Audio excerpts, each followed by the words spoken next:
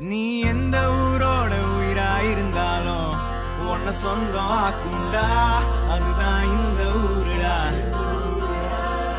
எங்க பீச்சு காத்து மேல பட்டா போதுண்டா, உனக்கு நல்ல ராசிடா, இனி நீ சென்னை வாசிடா. பாவா வந்து ஆட்டோல ஏறி பாத்தியா, அண்ணன் சொல்லு நம்ம ஊரோட வரலாறு கேட்டியா, மயிலாப்பூர்